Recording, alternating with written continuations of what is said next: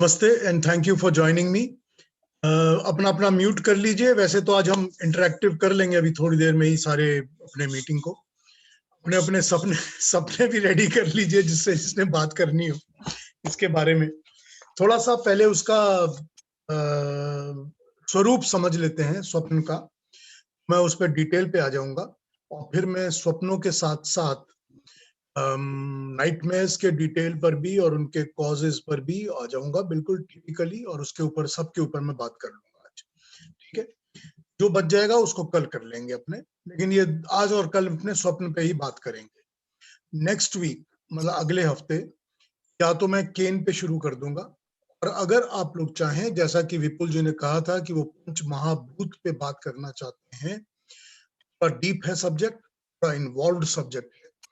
अगर पंच महाभूत पर बात करना चाहते हैं तो we will have to take approximately 2 to 3 weeks on that only, because it's very deep subject और उसको समझना पड़ेगा। तो जैसा ठीक लगे, अगर आप लोग कहेंगे तो हम पंच महाभूत प्ले कर लेंगे, नहीं तो हम लोग तीन उपनिषद शुरू कर लेंगे नेक्स्ट वीक। आज और कल स्वप्न की बातें, स्वप्न लोक में विचरण करेंगे। लिए थोड़ा इसको समझने की कोशिश करते हैं और फिर आगे बढ़ते हैं। एक चीज वैसे ये है कि हमको, we are all listening to this, हमको पर्सनलाइज तरीके से ये समझना पड़ेगा कि मुझे इस किस्म के स्वप्न आते हैं। भी केतन जी ने मेंशन किया था कि उनको पतंग के स्वप्न बहुत आया करते थे।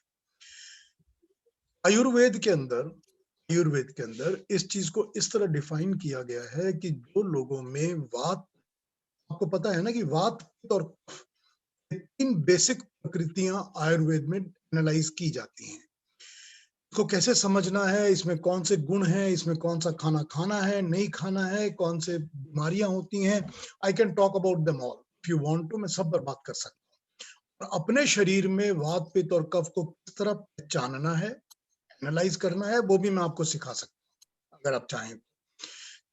फिलहाल आयुर्वेद में ये कहा गया है कि जिन लोगों में वात अधिक होती है वो उड़ने के, आने के और फ्लाइट वगैरह के सपने देखा करते हैं। जिन लोगों में पित्त ज्यादा होती है प्रवृत्ति, वो लोग एनर्जीज के, आग के, हीट के, जलने के, ये सारे सपने देखते हैं।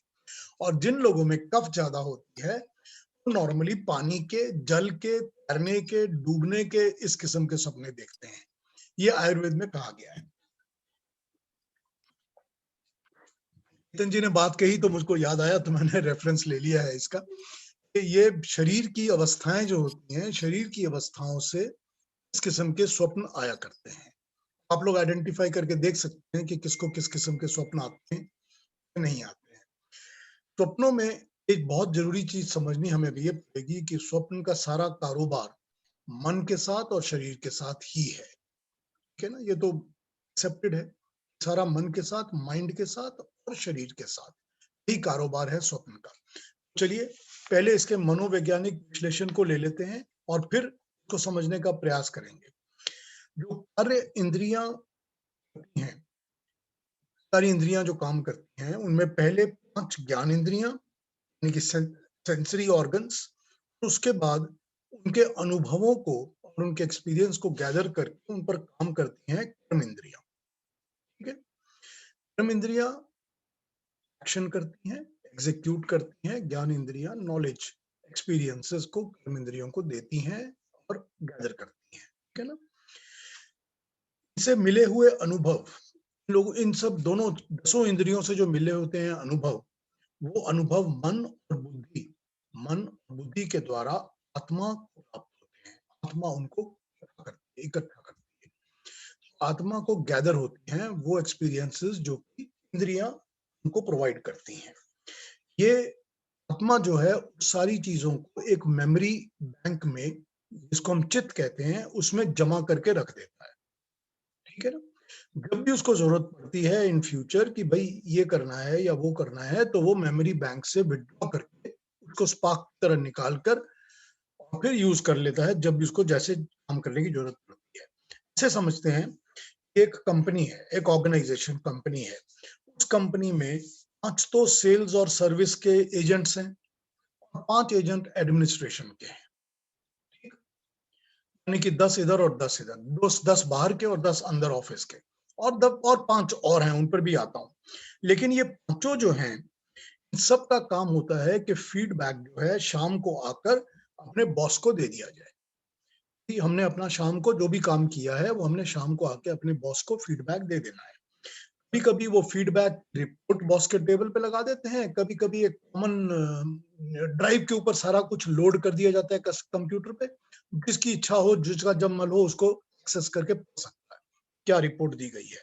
बॉस को भी वो कॉमन वेबसाइट दिखती रहती है, बॉस को जब जरूरत पड़ती है उसको देख लेता है, और दूसरे टीम मेंबर्स को जब जरूरत पड़ती है वो भी शेयर कर लेते हैं आपस में। इनके कामों को लगाना, इनको सब इनका निर्धारित काम देना, ये बॉस का काम है। इनसे फीडबैक लेना बॉस का काम है। फ्यूचर प्लानिंग करना ये भी बॉस का ही काम है। तो ये 5 और 5, 5 एक्सटर्नल बाहर के एजेंट्स और 5 इंटरनल अंदर के एजेंट्स, सबका काम लेकर बॉस जो है वो काम कर रहा है इन टूल्स के साथ। यही काम आत्मा कर रही है। और जो 5 और टूल्स हैं जो कि आत्मा को अवेलेबल हैं अपना काम करने के लिए, वो कौन से हैं? वो हैं और तो मन, बुद्धि, चित्त और अहंकार। अपना मन, अपनी इंटेलेक्ट, अपना मेमोरी बैंक और अपना अहंकार। ठीक, चारों अवेलेबल हैं जिसको हम अंतःकरण कहते हैं। और पांचवा क्या है? पांचवा है प्राण। प्राण होंगे तभी सारा काम चलेगा, और प्राणों को यूज करते हैं आत्मा के, हमको यूज करना पड़ेगा शरीर के कारोबार को चलाने के लिए।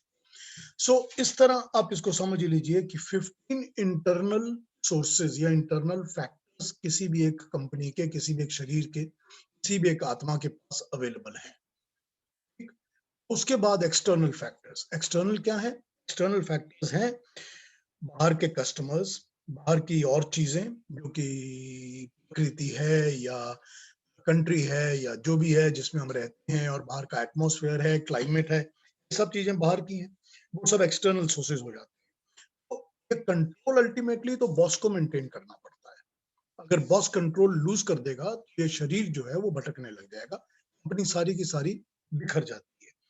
प्लानिंग, डिजाइन, सारा कुछ बॉस को करना पड़ता है, ये सारा कुछ आत्मा को ही करना पड़ता है। जो बॉस है वही सब निर्धारित डिफाइंड वर्क एरिया और ड्यूटीज सेटअप करके देता है। ठीक है, लेकिन केवल एक टूल इसमें ऐसा है जिसको चीफ सेक्रेटरी कह सकते हैं, main chief secretary, chief assistant to the atma कह सकते हैं, जो कि अपने एरिया ऑफ वर्क को एक्सपैंड करता रहता है, उसका उल्लंघन करता रहता है, अपनी लिमिटेशंस को कॉन्स्टेंटली क्रॉस करता रहता है। वो है हमारा मन।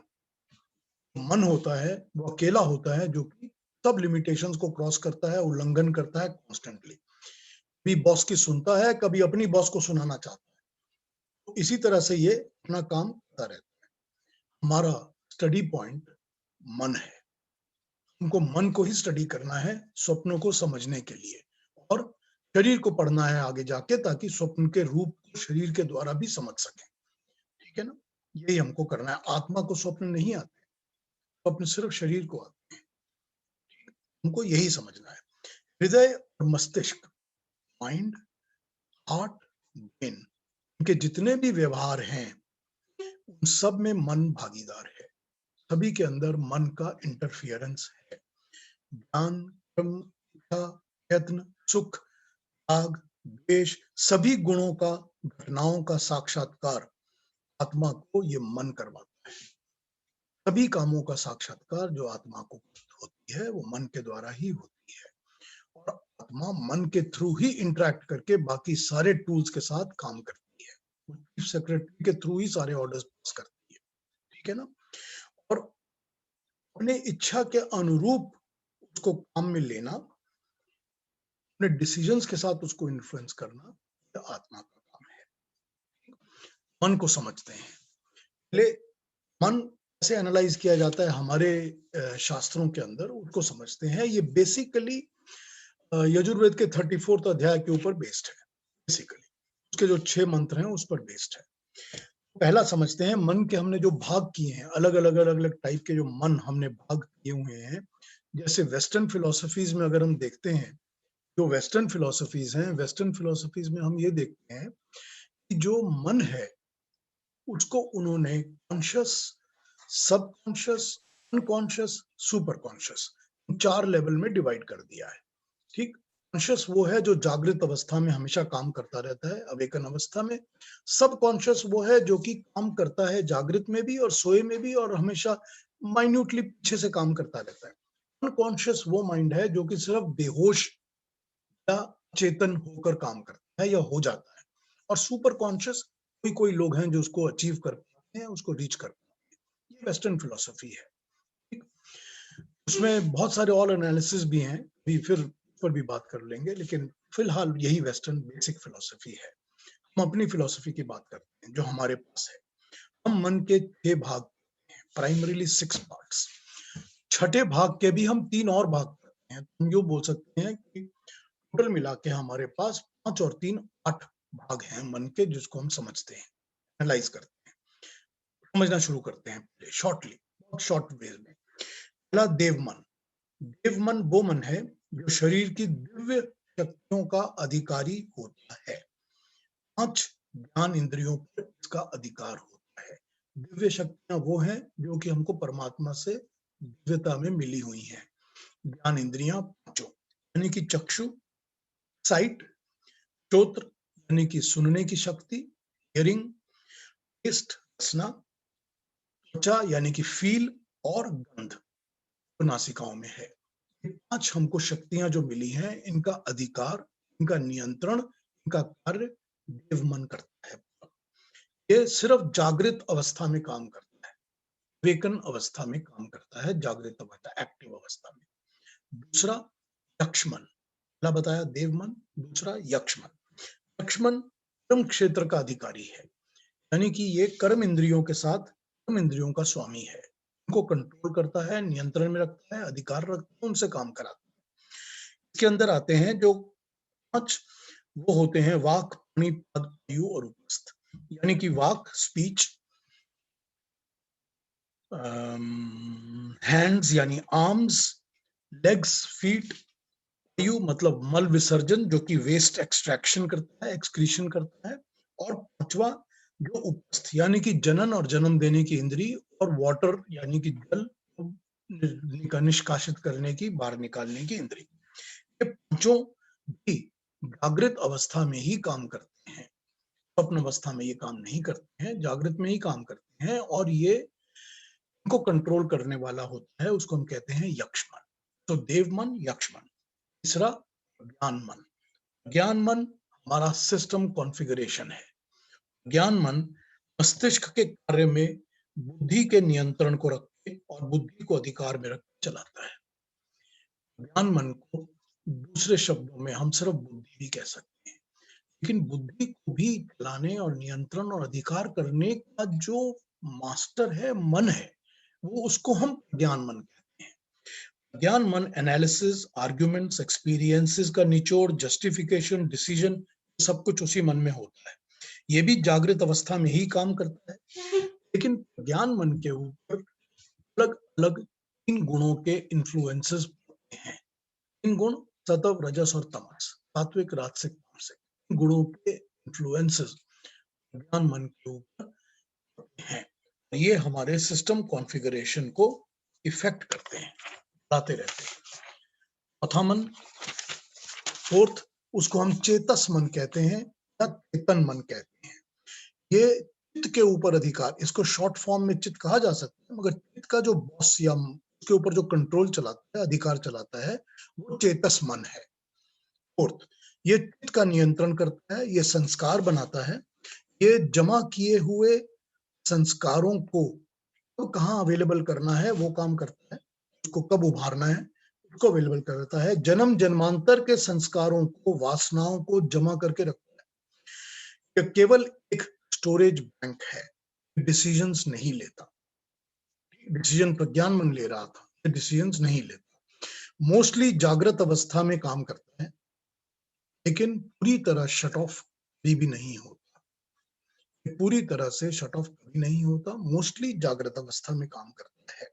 इसमें सब भावनाएं, वासनाएं, द्वेष, अटैचमेंट, फल, इंटरेक्शन, सबके संसार, सबके संस्कार जो हैं वो एक जमावड़ा बना के बैठे रहते हैं।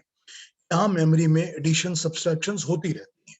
ये एक पॉप की तरह काम करता है। जैसे आप लैपटॉप को जब ऑन करते हैं तो उसमें से पॉप आ जाता है, जो आप रेगुलरली देखते रहते हैं, जो आपकी ईमेल्स हैं वो पॉपअप में आ जाएंगी कि लीजिए जी आप थोड़ा देख रहे हैं मगर एक पॉपअप आ गया सडनली। ये जो चेतस मन है ये इसी तरह से पॉपअप्स देता रहता है अंदर से, बाकी मनों को फीड करने के लिए उस तरह से। और हो गए पांचवा मन। पांचवा मन है धृति मन। धृति, धारण शक्ति करने का धृति मन। धृति मन कार्य, काम, संकल्प, श्रद्धा, अश्रद्धा, धारण, धृति, लज्जा, बुद्धि, भय, इन सब में काम करता है। धारण मन इन सब के ऊपर अधिकार रखता है, इन सब के ऊपर नियंत्रण करता है। हमारी नींद, हमारे धर्म, हमारे कर्तव्य, हमारी कृतज्ञता, हमारी अभिमान, अहंकार, इन सब के ऊपर इसका कंट्रोल रहता है और ये चलाता रहता है सबको। हमारी स्टडी का, स्वप्न की स्टडी का मेन सब्जेक्ट जो मन है वो ये धारण स्थिति मन ही है। ये हमेशा एक्टिव रहता है, ये कभी नहीं सोता। It is always active in some form or the other, on some level or the other. उसको हम धृति मन कहते हैं। छठे पर आ जाते हैं, सिक्स्थ पर। सिक्स्थ जो है वो धृति मन के तीन भाग हैं, इसीलिए उसको मैंने 6, 7, 8 इस तरह कहकर आपको 8 बताया था। उन तीनों भागों को भी समझ लेते हैं। उन तीनों भागों में पहला है प्रत्यक भाग मन, प्रत्यक भान मन। प्रत्यक आत्मा के लिए यूज होता है, क्योंकि वो प्रति हमारे अपनी चीज आत्मा है। प्रत्यक भान मन में आत्मा भास होता है। जब इंसान को ये एहसास होने लगता है कि मेरे आत्मा का स्वरूप क्या है, उस भान को, उस एहसास को प्रत्यक भान मन एहसास दिलाता है। प्रत्यक भाग मन जो है ये अहंकार का एहसास भी दिलाता है, अभिमान का भी एहसास दिलाता है। इसी मन के अंदर आत्मा का ज्ञान जागर होता है और इस मन के अंदर भी तीनों गुणों का प्रभाव पड़ता है। सात्विक, राजसिक, तामसिक का प्रभाव पड़ता रहता है। अगला यानी कि नंबर 7 होगा विश्व भान मन। विश्व भान मन वो है जो परमात्मा की विभूतियों का आभास कराता है, एक्सपैंडेड ऑल ओवर द विश्व। वो परमात्मा की अभूतियों का विश्वास दिलाता है। वो परमात्मा का ज्ञान, परमात्मा द्वारा दिए गए ज्ञान का आभास, विचित्र अनुभव और ज्ञान, ये सब चीजों का काम विश्व भान मन करता है। कई लोग होते हैं जिसके अंदर विश्व भान मन काम ही नहीं कर रहा होता है ना ऐसे। कई होते हैं जिसके अंदर बहुत ब्राइट होता है, उसको भी हम एक्टिवेट कर सकते हैं। ये मन जो है ये बेसिकली मेडिटेशन में, समाधि में इस तरह से काम करता है। ये भी कभी नहीं सोता, इट्स नेवर स्लीप। सबसे अधिक प्रकाशमान मन ही है विश्वभान मन। और लास्ट 8th जो है वो है वशीकरण मन। वशीकरण मन वो होता है जो कि आत्मा और परमात्मा के द्वारा दी हुई शक्तियों को प्रैक्टिकली यूज में लाता है। समझ लीजिए, विभूतियों को प्रैक्टिकली यूज में लाना मतलब जब दूसरों को अपने वश में कर लिया जाता है, अपने को भी, अपनी इंद्रियों को, अपने शरीर को, अपने मन को, बुद्धि को, और लोगों को, दूसरों को जो वश में करता है वो वशीकरण मन है। ठीक है, उसका काम होता है ये दूसरों का भी और अपने ऊपर भी अधिकार जमा ले। इसमें भी सात्विक, राजसिक, तामसिक तीनों गुण काम करते हैं। ये कभी नहीं सोता, अहंकार और अभिमान को साथ लेकर चलता है। जब सात्विक होता है तो उसमें अभिमान नहीं होता, लेकिन जब इसमें अभिमान जागता है तो ये राजसिक होता है और उसके बाद तामसिक भी हो सकता है। ये हो गए हमारे 8 अलग अलग किस्म के मन। ठीक, स्वप्न की चर्चा में हमारा मुख्य पात्र धृति मन ही है। धृति मन कभी नहीं सोता। इसमें कई प्रकार की शक्तियां होती हैं, क्षमताएं होती हैं। इसी को हम कभी कभी व्यापृत मन भी कहते हैं और कभी कभी उद्बुद्ध मन भी कहते हैं। उद्बुद्ध भी और व्यापृत भी, आपको अलग अलग शास्त्रों में मिलेंगे रेफरेंसेस। सोते समय मन को समझने के बाद थोड़ा साइड में रख के शरीर की बात करते हैं, उसको समझते हैं कि हम जब सोते हैं, सोते समय जो शरीर है ना वो तेजोमय अवस्था में चला जाता है, जिसको हम कहते हैं एस्ट्रल बॉडी। शरीर के अंदर तेज काम करने लगते हैं। जैसे कहा जाता है ना कि थोड़ी देर सो लो तो अच्छा लगेगा। क्यों अच्छा लगेगा? क्योंकि अंदर के जो इंटरनल तेज हैं, इंटरनल एनर्जीज हैं, वो ज्यादा एक्टिवेट हो जाती है। बहुत सारी ऐसी एनर्जीज जो कि जागृत अवस्था में काम नहीं करती, डोमिनेंट नहीं होती, सोई रहती हैं, वो स्वप्न अवस्था, सोते हुए अवस्था में, निद्रा अवस्था में काम करने लगती हैं, एनर्जाइज हो जाती हैं। कई बार मरीज को जब दवा देते हैं, किसी भी बीमार को मरीज को दवा देते हैं, तो क्या दवा लेके सो जाओ, ताकि वो दवा काम कर सके और शरीर जो है वो जागने पर अच्छा लगे। क्योंकि शरीर की जो सूक्ष्म एक्टिविटीज हैं, वो ज्यादा एक्टिवेट होकर काम करने लग जाती है। हमारा इंटेंडेड कंट्रोल, जो हमारा अपना कंट्रोल है, वो ढीला पड़ जाता है। जो हमारा अवेकन इंडेंटेड कंट्रोल है, वो ढीला पड़ जाता है। धृति मन अपना काम करना शुरू कर देता है। ठीक है?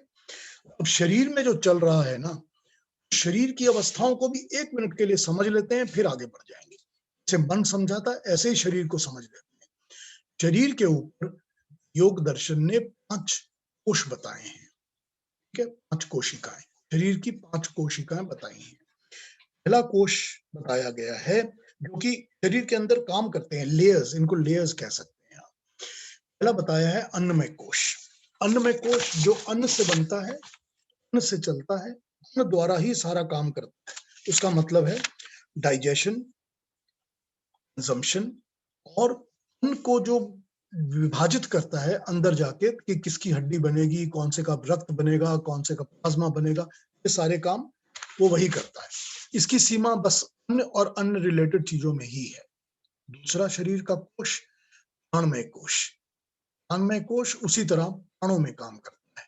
वो प्राण चलाता है, प्राणों को नियंत्रण में रखता है। 10 प्राण, 10 किस्म के प्राण। 5 प्राण मुख्य प्राण है, आते जाते हैं, जो अंदर सारे शरीर में फैलते हैं, जो ब्लड चलाते हैं। और 5 उप प्राण जो कि मुख्य नहीं है, वो इन पर उनका सारा का प्रसारण करता है, काम करता है प्राण, और प्राणों को चलाता है, तो उसको हम प्राणमय कोश कहते हैं। तो तीसरा कोश है वो मनोमय कोश है। मनोमय कोश मोस्टली कॉन्शियस बॉडी में काम करता है। ये हमारी regular day to day activities को नियंत्रण में रखता है और उनको चलाता है। ठीक है ना? ये अन्न से और प्राणों से बनता है, अन्न से भी बनता है, प्राणों से भी बनता है।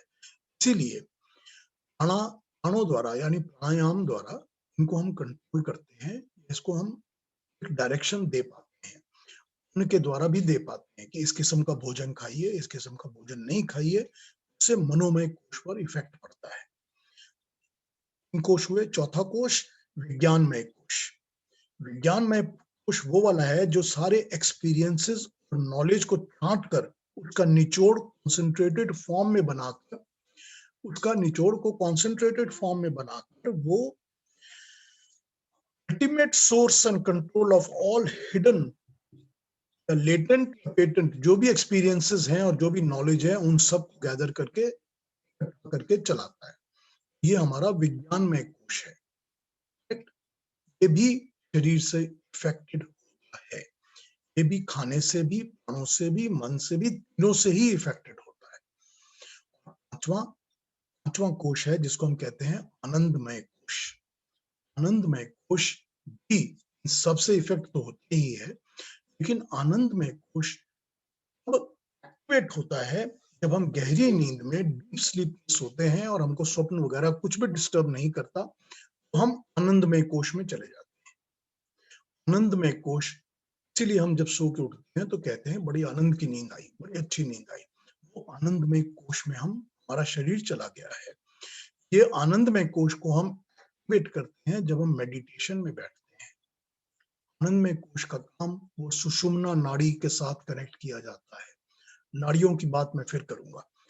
आनंदमय कोश को हम मेडिटेशन में एक्टिवेट करते हैं कि शरीर को ये चीज फील हो सके, एक्सपीरियंस हो सके। ये हुआ सारे के सारे 5 बॉडी की लेयर्स। किसी ना किसी एक्सटेंड तक ये सब की सब लेयर्स नींद में काम करती रहती हैं। 5 लेयर्स।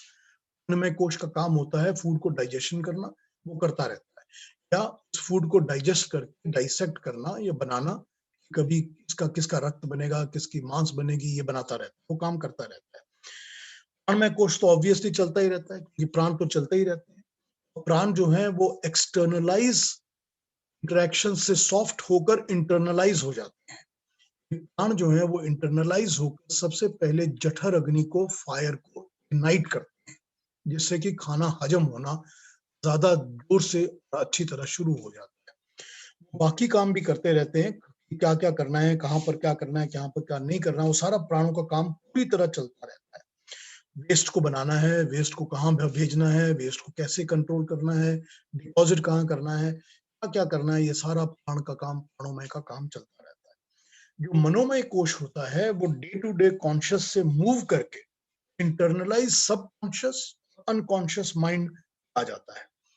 अब उसका अनरिस्ट्रिक्टेड फॉर्म, अनकंट्रोल्ड फॉर्म सामने आने लग जाता है। विज्ञान में कोश अपने नॉलेज और एक्सपीरियंस को शेयर करता रहता है। जो भी मांगा जाए उससे वो उस चीज को शेयर करता है। आनंदमय कोश जो होता है वो तो रिलैक्स्ड मूड में रहता है। अगर डीप स्लीप होती है तभी होता है, अगर स्वप्न आएंगे तो आनंदमय कोश काम नहीं कर रहा, वो डोरमेंट हो गया, वो सो गया, वो अलग हट गया, क्योंकि स्वप्न के साथ वो काम नहीं करता। सोते की अवस्था को, जब हम सोते हैं उस अवस्था को स्वप्ति कहा जाता है। स्व मतलब मैं, अपना, प्ति मतलब स्वरूप, मेरा original, my individual experience bank, उसको स्वपीति कहा जा सकता है। उसमें पहुंच जाता है मनुष्य जब सोता है। विज्ञान में कोश मोस्ट एक्टिवेटेड रहता है, भ्रमण में लग जाता है, अनरिस्ट्रिक्ट सारे अनुभव जो शरीर के, इंद्रियों के, कर्मों के, मन के हैं उनको फीड करता रहता है, उन्हें ले जाकर चाहे जहां चाहे वहां घूमने फिरने लग जाता है। जैसे बताया था ना उस दिन कि क्लासरूम में बच्चे होते हैं, जब टीचर नहीं होता तो जहां मर्जी भागते दौड़ते रहते हैं, ये होता रहता है। अब इस शरीर और मन पर पड़े हुए गुणों का असर दिखने लगता है। अगर सत्व गुण प्रधान होंगे, सात्विक गुण अधिक होंगे, तो नॉर्मली मनुष्य स्वप्न को नहीं देखेगा, देखेगा ही नहीं, या स्वप्नों में पॉजिटिविटी देखेगा या पॉजिटिव प्लानिंग करेगा, प्लानिंग प्लानिंग करेगा। मतलब मुझे क्या करना है, अच्छा काम कैसे होगा, इस चीज का उसको इंडिकेशंस स्वप्न में आ जाएंगे। जैसे मैंने आपको लास्ट वीक बताया था ना about R D Burman's music, उसको 4 बजे सुबह एक धुन आ जाती थी दिमाग में, उठ के उसको नोट करता था और फिर सो जाया करता था। बिल्कुल यही बात है। जब सात्विक मन काम करेगा, सात्विक मन किस तरह काम करेगा, या स्वप्न दिखाएगा ही नहीं दिखाएगा। शरीर के ऊपर भोजन, गुण, सारे दिन के किए हुए कर्म, मान, कष्ट, अत्याचार, आलस आदि हर चीज का अच्छा बुरा इफेक्ट दिखता है। हम सारा दिन काम कर रहे हैं, जो हमने लोगों से इंटरेक्शन किए हैं, जो कर्म किए हैं, सब चीजों का हमारे ऊपर अगर कोई कष्ट हुआ है या कोई अत्याचार हुआ है या हमने किसी पर किया है, ये सब चीजें शरीर के गुण जो होते हैं वो दिखने लग जाते हैं, क्योंकि वो गुण बन जाते हैं। उन गुणों का असर स्वप्न में आने लगता है। पूरा सात्विक शरीर, मन, स्वप्न मोस्टली नहीं आएंगे, वो डीप स्लीप में चला जाएगा। स्वप्न का काम शुरू ही होता है राजसिक गुण के साथ, क्योंकि वो चंचलता, किसी भी किस्म की चंचलता जब शरीर में आएगी तो स्वप्न आने शुरू होंगे। उसका काम ही राजसिक है। और जब वो नाइटमेयर पे चला जाएगा तो उसका काम तामसिक हो गया पूरी तरह से। ये समझना पड़ेगा। राजसिक किसी भी तरह हो सकता है, क्योंकि जो हमने भोजन खाया है वो राजसिक भोजन है, वो जठर अग्नि में कंज्यूम नहीं, पेट में हजम नहीं हो रहा है, उसके लिए प्राणों को ज्यादा कष्ट करना पड़ता है। राजसिक चंचलता शरीर के अंदर आने लग गई है। मन में ऐसे विचार हैं कि बहुत राजसिक हैं, वो बैठे हुए हैं, हटते नहीं हैं। ये ऐसी हमारे कर्म हैं जो कि राजसिक हैं, कर्म फल हैं जो राजसिक हैं। सब चीजें स्वप्न में इफेक्ट करेंगी, स्वप्न को स्टार्ट इग्नाइट करेंगी इमीडिएटली। जैसे ही इंसान सोता है ये इग्नाइट कर देती है, क्योंकि अनकंट्रोल्ड जोन में चली गई हैं। They can do what they want to do, वहां पर जाके ये इग्नाइट कर लेती है और डिस्टर्बेंस स्टार्ट करेंगी, रुकना स्टार्ट करेंगी, यानी कि नींद को डिस्टर्ब करना स्टार्ट करेंगी। क्योंकि मन और शरीर एस्ट्रल स्टेट में है, तेजोमय स्टेज में है, ये स्वप्न एक भाव छोड़ जाते हैं, अच्छा भी बुरा भी। इसीलिए मोस्टली हम लोग इस अनकंट्रोल्ड जोन में घूमने देने जिनको देते हैं, वो अपनी छिपी हुई फीलिंग्स को उजागर करते हैं। जो छिपी हुई फीलिंग्स हैं, जो कि हम नॉर्मल डिसेंट सोसाइटी में नहीं बोल सकते, नहीं सुन सकते, नहीं कर सकते। फीलिंग्स को ये अनकंट्रोल्ड जोन में जाने के बाद उजागर करना शुरू कर देते हैं, बताना शुरू कर देते हैं। इच्छाएं, वासनाएं, losses, achievements, burning desires, frustrations, angers, pleasures, सब कुछ निकलकर भाव रूप में सामने आने लग जाते हैं। किसी भी अच्छी बुरी चीज को हम देखना शुरू कर देते हैं। जो कभी रियली डिस्टर्ब्ड और रियली बैड चीजें होती हैं या बहुत बुरी और बहुत डिस्टर्बिंग होती हैं, वो नाइटमेयर्स बन के आने लग जाती हैं। सपनों स्वप्नों का एक नॉर्मल फॉर्मेट हमको समझ में आ गया है। मन कैसे काम करता है, शरीर का भाग कैसे काम करता है, क्या कैसे हो रहा है। मैं 1 मिनट लगाऊंगा, एक नहीं, थोड़ा सा टाइम लगाऊंगा ऑन पर्टिकुलरली नाइटमेयर्स। नाइटमेयर्स स्वरूप क्या है, कैसे आते हैं। बेसिकली मैं इसको 4 भागों में बांट सकता हूँ। पहला, हिंसा। अगर हमने शारीरिक, मानसिक, वाचिक हिंसा की है और हम पर हुई है, दोनों दोनों बातें, हम उसके we have been subjected to it or we are doing it on somebody, they will create nightmares always. दूसरा, पूर्व जन्म के संस्कार।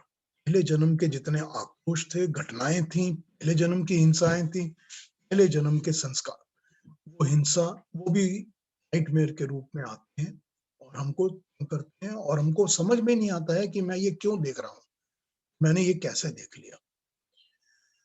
तीसरा कारण, बहुत एक्सट्रीम हिडन डार्क डिजायर्स। जो इतने डार्क डिजायर्स हैं कि ना हम किसी को बोल सकते हैं, ना हम किसी को बता सकते हैं, ना हम कर सकते हैं अवेकन माइंड में, मगर वो डिजायर्स हैं हमारे अंदर। जब ये बहुत एक्सट्रीम होते हैं, छुपे हुए होते हैं और बहुत गंदे या डार्क नेचर के होते हैं, तो नाइटमेयर्स में शो अप करते हैं। नाइटमेयर्स का रीजन, ये रीजन है कि देखिए, जो बच्चा जन्म लेता है और उस बच्चे के जन्म के 4-5 साल की उम्र तक अगर उसका कोई parent, mother, father, brother, sister कोई मर जाता है, वो बच्चा जो है वो उस चीज के इम्पैक्ट को कैरी नहीं करता। उसको पता होता है कि मेरा एक लॉस हो गया है, और जब वो बड़ा होना शुरू होता है तो वो उस लॉस के साथ कॉम्प्रोमाइज करके जीना शुरू कर देता है, उसको इसका इम्पैक्ट नहीं होता। लेकिन वो बच्चा जो 4-5 साल, 6 साल की उम्र से अपने माता या पिता को भुगतता हुआ, मरता हुआ देखता है, रोज उसको इस चीज की आभास होती है कि मेरे इस भाई को या इस बहन को या इस चाचा को या इस माँ को या जिसका भी वो क्लोज है, मैं देख रहा हूँ कि रोज ये इस बीमारी से, इस तकलीफ से भुगत रहा है, भुगत रहा है, भुगत रहा है। 5 साल, 2 साल, 4 साल, 10 साल, उसकी मृत्यु हो जाती है।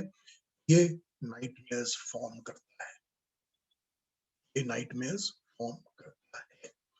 वो भय, वो एक भय होता है जो उस बच्चे के दिमाग में ग्रेजुअली बैठ गया है, क्योंकि वो बाल अवस्था से ग्रोइंग अप अवस्था के अंदर कॉन्स्टेंटली इस चीज को भुगत रहा है, इस चीज को एक्सपीरियंस कर रहा है।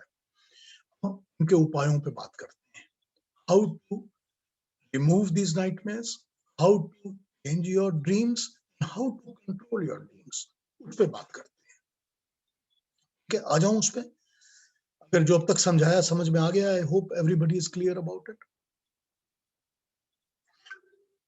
पहले दिन मैंने आपको बताया था कि नाइटमेयर्स के लिए एक थेरेपी की तरह काम करता है कि अपने पार्टनर के साथ, उसकी बॉडी के साथ कांटेक्ट कर लीजिए, पड़ जाइए, लिपट जाइए, तो क्या होगा, वो एक इलेक्ट्रिक फ्लो करंट डिस्टर्ब होगा। जो इलेक्ट्रिक फ्लो का करंट आपके शरीर में चल रहा है वो डिस्टर्ब होगा, क्योंकि दूसरे के इलेक्ट्रिक करंट का फ्लो आपको कांटेक्ट में आते ही, टच करते ही अनुभव करेगा। वो फ्लो डिस्टर्ब करना ये एक बड़ा टेम्परेरी सा उपाय है, इट्स अ टेम्परेरी थिंग, लेकिन ये उस वक्त के लिए काम करता है। उस वक्त के लिए ये यूं काम करता है कि ये उस वक्त ड्रीम को या नाइटमेयर को डिस्टर्ब करके ऑफ कर देगा, और रीअपियर होगा या नहीं होगा ये बात की बात है, मगर मोस्टली ऑफ हो जाता है, तो रीअपियर इमीडिएटली नहीं होता। अगर वो पार्टनर ही कॉज ऑफ नाइटमेयर है, शायद इसका उपाय नहीं होगा, लेकिन this is going to help you. जैसे मैंने आपको बताया था कि माँ अपने बच्चे को माथा सहलाती थी या लेती थी या छाती से लगा लेती तो बच्चा चुप हो जाता था, उसको नाइटमेयर नहीं आया करता था। डिस्टर्बेंस को डिस्टर्ब करने का टेक्नीक है, मगर ये सिर्फ एक टेक्नीक है। इसके लिए मानसिक उपाय जो करेक्शन करेंगे वो अलग है। मानसिक उपाय ये कॉमन है, सबके स्वप्नों के लिए, सभी के स्वप्न के लिए, नाइटमेयर्स के लिए, स्वप्न के लिए, हर एक चीज के लिए कॉमन उपाय, कॉमन उपाय हैं जो कि किए जा सकते हैं, वो इस तरह है। बहुत सिंपल और सहज, वेरी इजी है, जिसको हम लोग सब अनुभव करते हैं। All of us feel these things. पहले अपने मन के अपने मन के अंदर नेगेटिव फीडबैक, नेगेटिव फीडिंग देना बंद कर दीजिए। कोई भी मन के अंदर में जो भी नेगेटिव चीज होती है, उस नेगेटिव चीज को फीड करना बंद कर दीजिए। द्वेष, जेलसी, हेट्रेड, डिसलाइक, ठीक है, वायलेंस, ये सब चीजें नेगेटिव होती हैं। करेक्ट? जब ये पता है कि नेगेटिव है, नेगेटिव फीड करना बंद कर दीजिए। नेगेटिव वस्तुओं के ऊपर ध्यान, मन, आकर्षण बंद कर दीजिए। नेगेटिव दृश्यों के ऊपर, नेगेटिव दृश्य के ऊपर बंद कर दीजिए। नेगेटिव भोजन, नेगेटिव बातियां, संपर्क, इंटरेक्शंस, ह्यूमन बीइंग्स, लोग जिनसे हम मिलते हैं, कर्म, वचन, जो भी तामसिक स्वभाव के हैं, जो भी नेगेटिव हैं, जो भी टीवी के ऊपर, चैनल्स के ऊपर हम नेगेटिव देखते रहते हैं, जो हमको किसी भी न्यूज को नेगेटिव तरीके से ही पेश करके बताते हैं, जो हमको हमेशा ही अच्छे लोगों को बुराई के तरीके से ही दिखाकर दिखाते हैं। जो साधु संत लोग हैं उनकी बुराई करते हैं, जो बड़े महात्मा लोग हैं उनकी बुराई करते हैं, हमारे हिस्टोरिकल हीरोज हैं उनकी बुराई करते हैं। नेगेटिव, सारे नेगेटिव्स को एकदम बंद कर दीजिए। I don't need it. It's not going to do any good to me. It's only going to hurt me and harm me.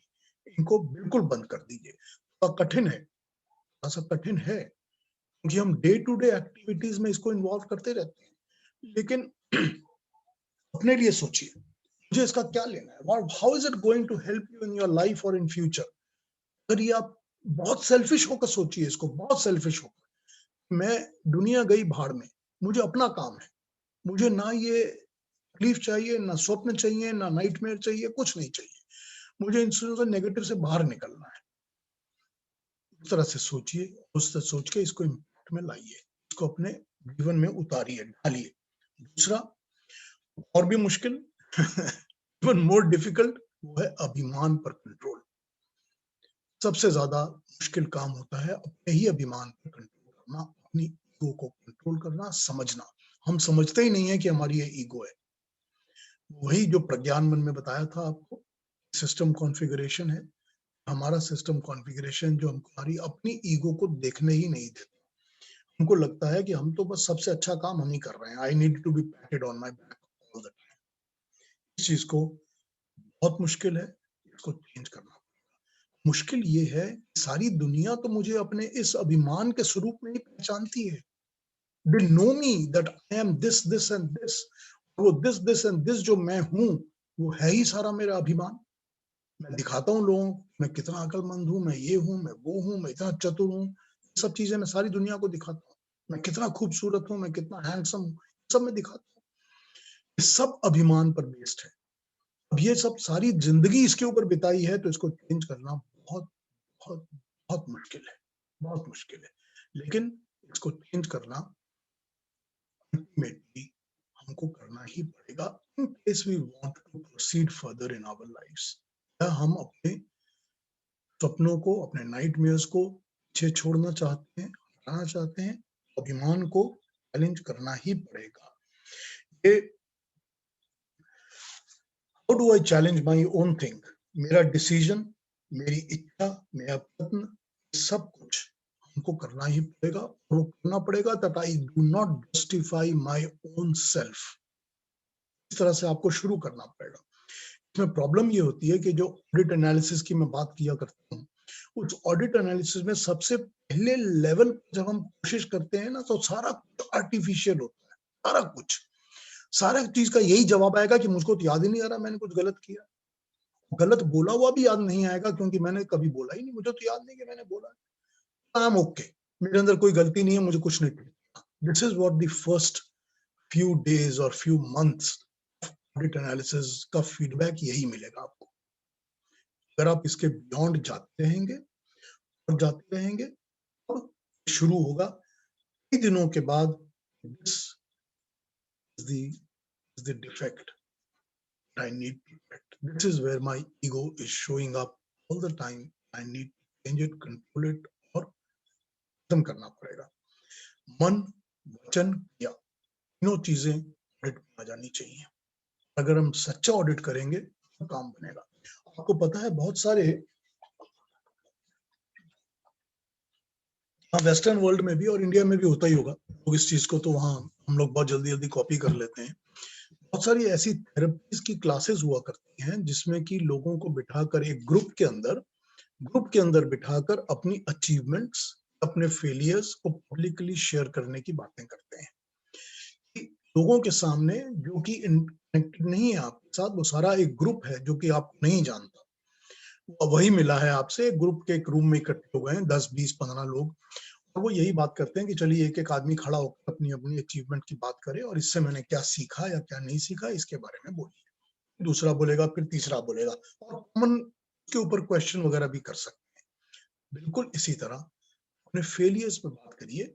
मेरा ये बहुत बड़ा फेलियर था, मेरे ये 2 फेलियर्स थे और इससे मैंने ये सीखा, ये नहीं सीखा। इस तरह की एक्टिविटीज होती है ना, हम लोगों ने देखी है ये ग्रुप एक्टिविटी। बिल्कुल इसी तरह सबसे पहले अगर अपने अभिमान को कंट्रोल करना है, सबसे पहले अगर करना है, क्षमा मांगना सीख जाइए। पब्लिकली क्षमा मांगना सीख जाइए। उस इंसान से जिसको आपने रिकॉग्नाइज कर लिया कि मैंने कोई गलत किया है, उससे तो क्षमा मांग लीजिए, लेकिन क्षमा याचना पब्लिकली मांगना शुरू कर दीजिए, इंडिविजुअल से भी और ग्रुप में भी। सिर्फ वर्बल नहीं होना चाहिए, अंदर से भावना होनी चाहिए। जब इंसान क्षमा याचना शुरू करता है, सबसे पहले उसके अपने अभिमान को एक धक्का लगता है। अरे, मैं किसी को सॉरी कैसे बोल सकता हूँ, मैं किसी से क्षमा कैसे मांग सकता हूँ? आर्टिफिशियल सॉरी नहीं, अंदर से रियली फील की हुई सॉरी। अगला स्टेप है सिस्टम कॉन्फ़िगरेशन, उसको चेंज करिए। ये जो धृति मन है, जो आत्मा से कनेक्ट है, विज्ञान मन या प्रज्ञान मन जो कंट्रोल रखता है, उस सारे कंट्रोल्स को रीचेक करिए कि आत्मा कंट्रोल है या ये प्रज्ञान मन जो कि इंटेलेक्ट, इन्फ्लुएंस्ड इंटेलेक्ट है, आर्टिफिशियल इंटेलेक्ट है, वो कंट्रोल में है। वो इन्फ्लुएंस किससे है? तीनों गुणों से इन्फ्लुएंस्ड है, सात्विक, राजसिक, तामसिक गुणों से। वो इन्फ्लुएंस किससे है? वो डे टू डे एक्टिविटीज के साथ, इन सब आकर्षणों के साथ, इन सब अटैचमेंट के साथ इन्फ्लुएंस्ड है। ये चेक करना पड़ेगा मेरा सिस्टम कॉन्फ़िगरेशन क्या है। अगर उसको चेंज करेंगे तो सपोर्ट मिलेगी बाकी सब चीजों को चेंज करने के लिए। चौथा स्टेप बड़ा सिंपल लेवल है कि डेली लाइफस्टाइल को चेंज करिए। Day to day lifestyle, day to day activities, what do I eat, what do I read, what do I watch, what thoughts come to me all the time, who are the people I am interacting with all the time, and why do I do certain things that I always do. Daily जो चीजें हैं ना, इनको control करिए, इनको analyse करिए और इनको सिंप्लीफाई करके सात्विकता की तरफ ले जाना शुरू करिए। समझ में आ गया? अगर ये सारी चीज हम करते हैं, हम सपनों को, नाइटमेयर्स को कंट्रोल करेंगे, स्वप्न हमारे अंदर नहीं आएंगे, वो स्वप्न हमको डिस्टर्ब नहीं करेंगे।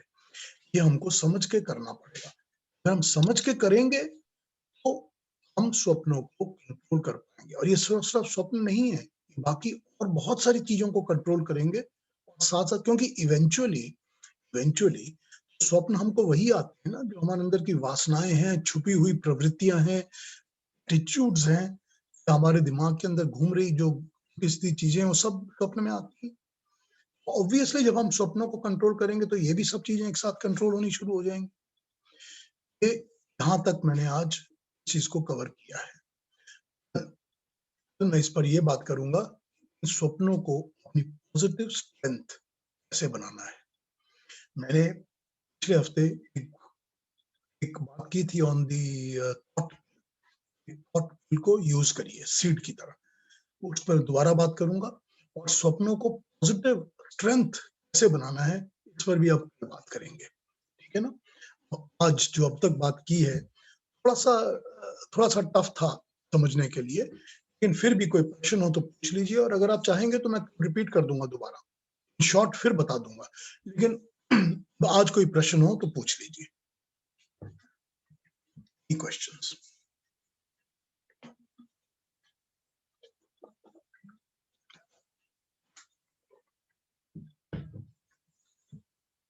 पीयूष,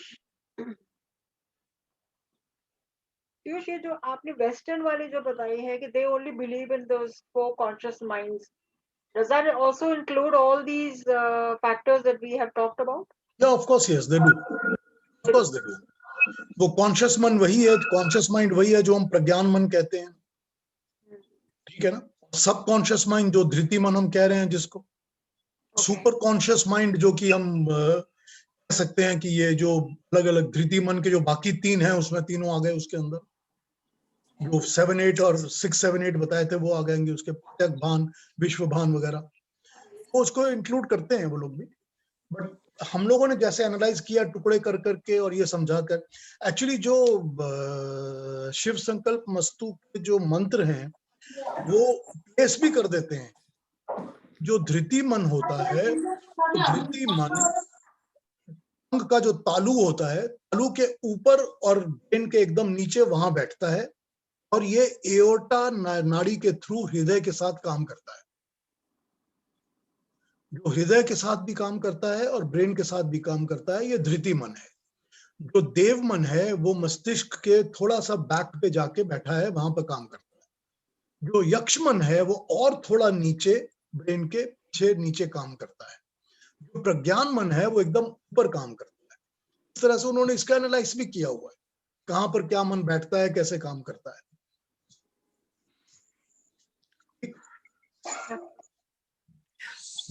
मैं तो एक बात समझता हूँ कि जो भी स्टडीज के हिसाब से अगर देखे ना, तो अपनी जो स्टडी है वो more scientifical, more logical and more detailed है। और शायद जैसे ह्यूएन सांग चीन से आया था और अपने यहाँ से बहुत सारी चीजें लेके गया, वैसे ग्रीक के वगैरह स्कॉलर लोग भी अपने यहाँ पर पढ़ते ही थे और वो लोग भी बहुत सारी चीजें अपने यहाँ से लेके गए। तो उन्होंने अपनी कमेंट्री जो रखी थी या अपने जो एनालिसिस किए वो अपने से इतने डिटेल नहीं थे, ये एक समझना है बस। बाकी तो दोनों कंपैरिजन, वेस्टर्न में भी उन लोगों के पास भी बहुत सारी चीजें हैं। Only thing is they documented it well, which we did not. नहीं, हम लोगों ने डॉक्यूमेंट किया था, हमने उसका प्रचार नहीं किया, या उसको बस हमने प्रचार, छुपा के बैठा दिया या दबा के रख दिया। या बस लेकिन देखिए इसमें बात ये है, मैं ये समझता हूँ कि जो ज्ञान होता है ना, जब भी आप किसी पर्टिकुलर चीज पे मेडिटेट और कंसंट्रेट करेंगे, उस चीज का ज्ञान आपको परमात्मा देगा। उसमें कोई भी ये नहीं है कि वेस्ट में हो या ईस्ट में हो या काला हो या गोरा हो या कुछ भी उसमें नहीं है। प्रभु का भक्त हो या ना भक्त हो, उसको ज्ञान मिलेगा। जिस ज्ञान पे आप कंसंट्रेट करेंगे वो मिलेगा, ये पक्की बात है। हम लोगों ने इन चीजों को बहुत अच्छी तरह अपने शास्त्रों में नोट करके समझाया गया है, बहुत डिटेल में।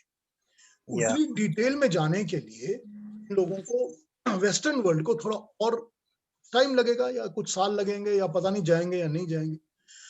हम लोगों ने इस पे बहुत स्टडी की है। उसका मेन रीजन ये है कि हमारी जो सभ्यता है वो बहुत पुरानी है, इसमें कई सालों से, कई मिलियन ऑफ ईयर से काम कर रहे हैं, इसीलिए सभ्यता सारी चल रही है और आज भी हमारे पास अवेलेबल, यही कारण है जी। और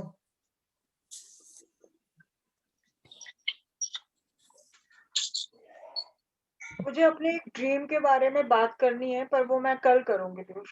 हाँ ठीक है, I'll talk about it tomorrow. देखिए एक चीज ऐसी है कि अपने अंदर, अपने आप को सोच के ये बताइए कि मुझे किस किस्म के सपने आते हैं, मैं कैसे ड्रीम्स देखता हूँ। केतन जी ने बताया था कि वो किड्स के ड्रीम देखा करते हैं।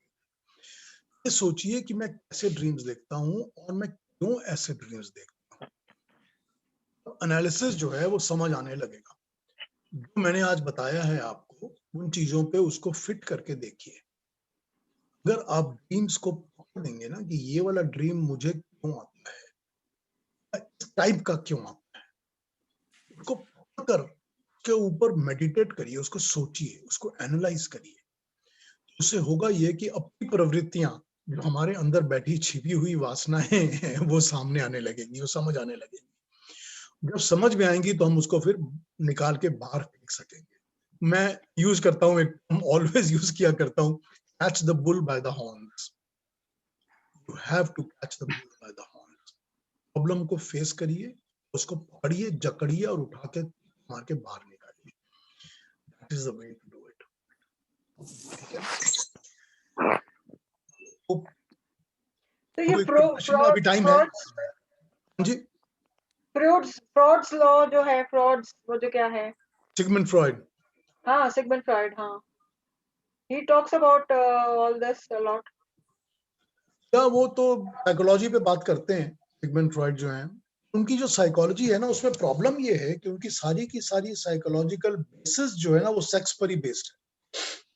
सेक्स पर और भूख पर, इंसान की भूख पर, मतलब ह्यूमन हंगर जो होती है जिस भी चीज की हो, वासनाओं पर कहा जाए, उसी पर बेस्ड है सारी। तो वो एक पर्टिकुलर व्यू पॉइंट ही दे पाती है, दूसरा कुछ नहीं दे पाती। पर ठीक है, उसके ऊपर बेसिस करके वेस्टर्न वर्ल्ड के साइकोलॉजी सारी तैयार हुई है, बनी है, तो समझ सकते हैं आप।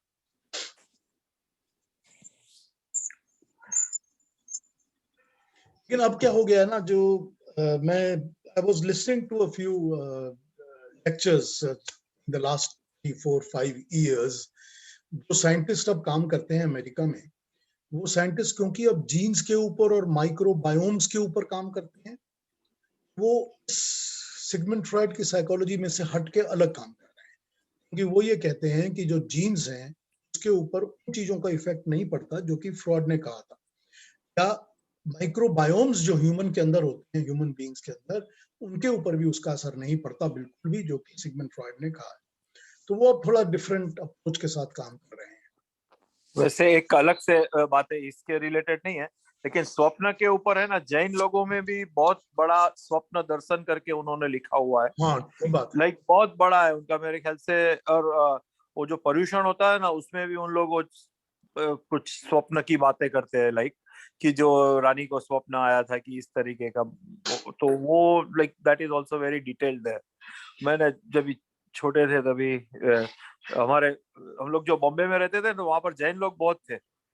Then I recollect that part, and मैं जस्ट बीच में ये वीक में थोड़ा सा रिव्यू भी कर रहा था उसका, तो उनके पास भी बहुत बड़ा डिटेल में उन्होंने स्वप्न के बारे में लिखा हुआ है। बिल्कुल ठीक बात है, उसी से उन्होंने इम्प्लीकेट किया हुआ है कि डेली लाइफ में क्या करो और क्या नहीं करो। उसी से राइट, उन्होंने हाँ। इम्प्लीकेट किया है कि एकदम प्योर रहो, ये भी अवॉइड करो, वो भी अवॉइड करो, व्हाइट पहनो, मुंह पे कवर करो, वो सब चीजें वहां से आई हुई हैं। ये सब चीजें अगर डेली लाइफ में कंट्रोल करोगे तो स्वप्न दोष भी नहीं होंगे। राइट। उन्होंने इसी तरह से एनालाइज किया हुआ है। यू आर राइट कि वहां डिटेल में है बहुत। बिल्कुल ठीक बात। हाँ जी, और कुछ? Any other questions? इसको मैं अपलोड करके, इसका वो बना के यूट्यूब अपलोड करके अपने चैनल पर इसको पोस्ट कर दूंगा, आप लोगों को फॉरवर्ड कर दूंगा मैं। इसको एक बार दोबारा सुनना चाहें तो सुन लें, ताकि कल फिर जब बात करेंगे तो इस पर आपको जो प्रश्न होंगे वो आप पूछ सकते हैं और मुझसे आप बात कर सकते हैं।